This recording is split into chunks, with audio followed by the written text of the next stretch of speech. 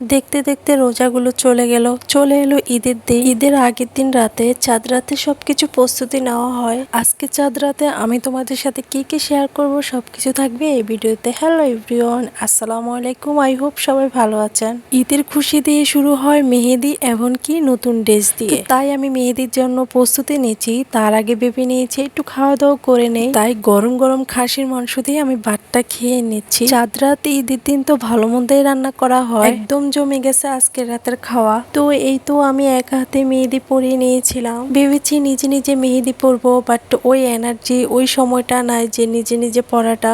তাই আমি স্টিকার এনে স্টিকার দিয়ে পরিয়ে নিয়েছিলাম। বেশ কিন্তু সুন্দর লাগছিল। আমি সিম্পলে শেষ করেছি। আমার কিন্তু সিম্পল ডিজাইন খুবই ভালো লাগে, আর ডিজাইন স্টিকার দিয়ে মেহেদি লাগালে খুবই সময় কম লাগে। এদিকে আমি আমার মেহেদির কালার দেখছিলাম, কি যে সুন্দর লাগছিল।